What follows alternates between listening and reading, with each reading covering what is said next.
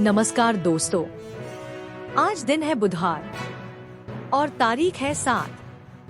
चलिए शुरू करते हैं आज की ताज़ा खबर।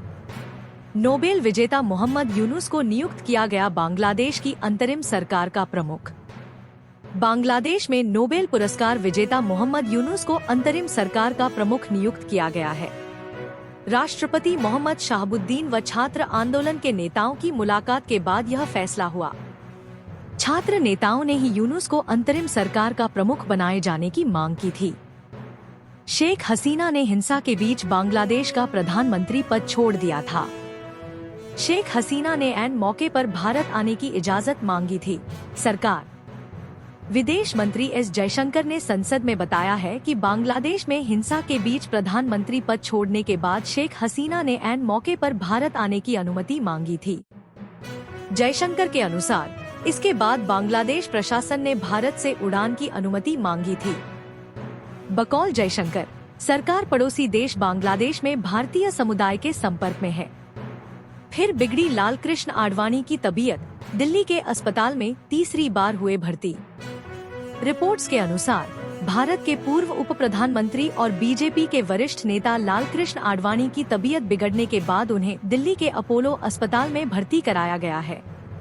बकौल रिपोर्ट्स, आडवाणी की हालत फिलहाल स्थिर है।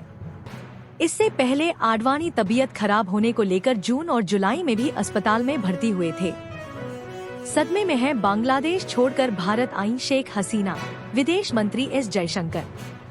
रिपोर्ट्स के मुताबिक विदेश मंत्री एस जयशंकर ने मंगलवार को बांग्लादेश के हालात पर सर्वदलीय बैठक में कहा कि हिंसा के बीच प्रधानमंत्री पद छोड़ने के बाद बांग्लादेश से भारत आई शेख हसीना सदमे में है। बकौल जयशंकर, सरकार भविष्य की योजनाओं समेत विभिन्न मुद्दों पर बातचीत से पहले उन्हें सदमे से उबरने के लिए समय दे रही है। हरिद्वार की केमिकल फैक्ट्री में लगी भीषण आग, फंसे 40 कर्मचारियों को किया गया रेस्क्यू। हरिद्वार, उत्तराखंड में इंडस्ट्रियल एरिया स्थित एक केमिकल फैक्ट्री में मंगलवार को अचानक भीषण आग लग गई, जिसके बाद दमकल विभाग की कई गाड़ियां और पुलिस मौके पर पहुंची। बकौल रिपोर्ट्स, फैक्ट्री में फंसे करीब 40 कर्मचारियों को रेस्क्यू कर लिया गया है। आग इतनी भयानक लगी है कि लपटें और धुएं का गुबार काफी दूर तक दिखाई दिया।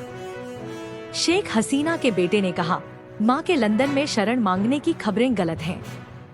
बांग्लादेश की पूर्व प्रधानमंत्री शेख हसीना के बेटे सजीब वाजेद जॉय ने स्पष्ट किया है कि उनकी मां के लंदन जाने की खबरें झूठी हैं और उन्होंने वहां शरण नहीं मांगी है।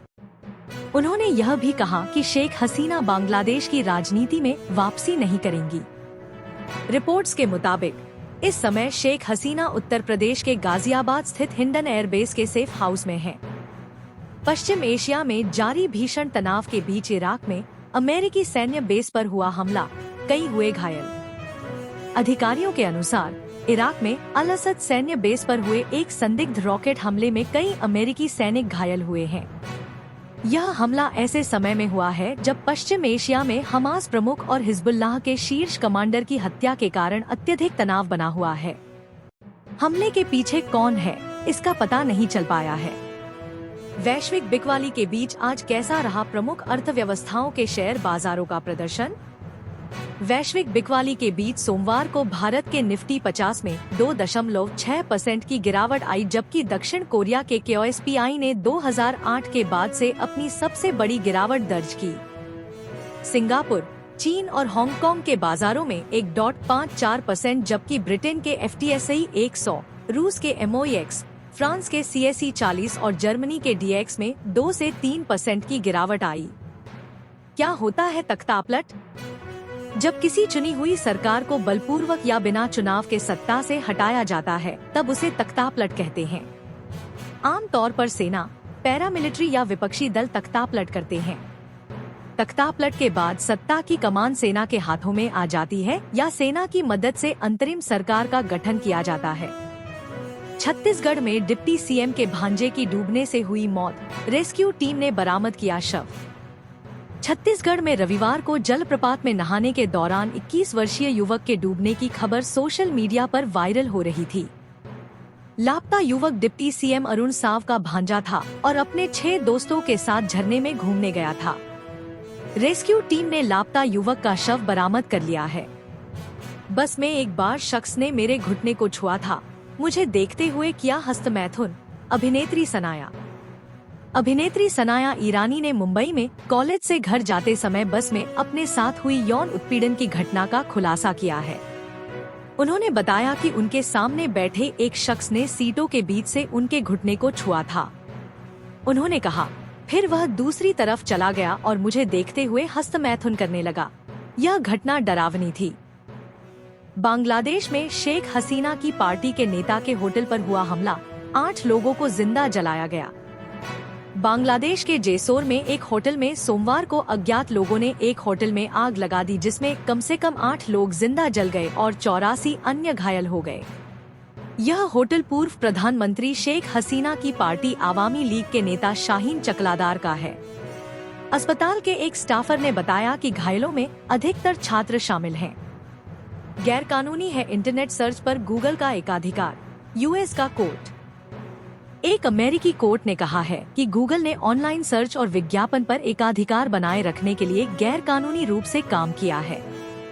बकौल कोर्ट, गूगल ने यह सुनिश्चित करने के लिए अरबों डॉलर का भुगतान किया है कि वह स्मार्टफोन्स और ब्राउजर्स पर डिफॉल्ट सर्च इंजन बना रहे। अमेरिकी न्याय विभाग ने गूगल पर केस किया था। जेल में बंद पूर्व बांग्लादेशी पीएम खालिदा जिया की तत्काल रिहाई के दिए गए आदेश। बांग्लादेश की प्रधानमंत्री शेख हसीना के इस्तीफे देकर देश छोड़ने के बाद राष्ट्रपति मोहम्मद शाहबुद्दीन ने जेल में बंद पूर्व प्रधानमंत्री खालिदा जिया की तत्काल रिहाई के आदेश दिए हैं। खालिदा जिया बांग्लादेश की प्रमुख विपक्षी party Bangladesh nationalist party (BNP) की चेयरपर्सन है।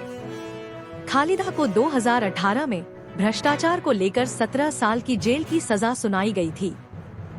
बिहार के मुख्यमंत्री कार्यालय को बम से उड़ाने की धमकी देने वाला शख्स कोलकाता से हुआ अरेस्ट। पटना, बिहार स्थित मुख्यमंत्री कार्यालय को ईमेल के जरिए बम से उड़ाने की धमकी देने के मामले में पटना पुलिस ने कोलकाता, पश्चिम बंगाल से जाहिद नामक शख्स को गिरफ्तार किया है। मूल रूप से बेगूसराय के रहने वाले जाहिद ने कथित तौर पर अपने जीजा को फंसाने के लिए धमकी दी थी, जिसने उसकी बहन को छोड़ दिया था। यूपी के मोची ने राहुल गांधी के लिए भेजे सुंदर जूते। उन्होंने कहा, आप मुझे मालिक मत कहिए। सुल्तानपुर, यूपी के रामचैत नामक मोची ने लोकसभा नेता प्रतिपक्ष राहुल गांधी को अपने हाथ से सिले हुए 2 जोड़ी जूते भेजे हैं। राहुल ने कॉल कर रामचैत से कहा, आपने बहुत सुंदर जूते भेजे हैं, बहुत बहुत धन्यवाद। आप मुझे मालिक नहीं कहिए, आप मुझे भाई कहिए। दरअसल राहुल ने रामचैत की दुकान पर एक चप्पल की सिलाई की थी।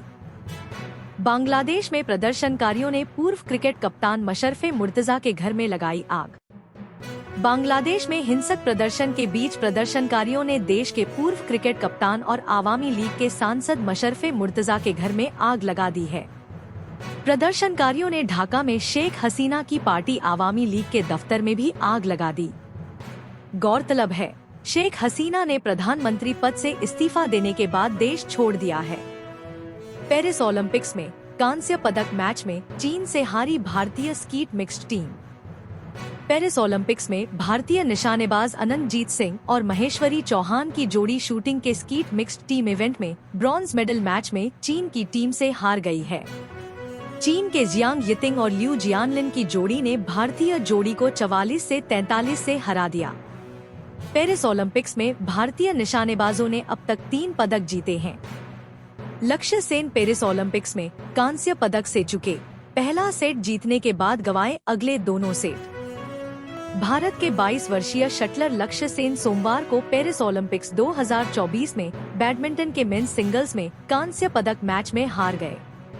दुनिया के 7वें नंबर के पुरुष शटलर ली जिजिया, मलेशिया के खिलाफ लक्ष्य ने पहला सेट 21 से 13 से जीता, लेकिन अगले 2 सेट में उन्हें 16 से 21, 11 से 21 से हार का सामना करना पड़ा। भारतीय महिला टेबल टेनिस टीम पहली बार ओलंपिक्स के क्वार्टर फाइनल में पहुंची। भारतीय महिला टेबल टेनिस टीम इतिहास रचते हुए पहली बार ओलंपिक्स में क्वार्टर फाइनल में पहुंच गई है। भारतीय टीम ने पेरिस ओलंपिक्स के पहले दौर में रोमानिया की टीम को 3 से 2 से हराया। भारतीय टीम की ओर से मनिका बत्रा ने अपने दोनों सिंगल्स मैच जीते, जबकि श्रीजा अकुला और अर्चना कामत ने डबल्स मैच जीता।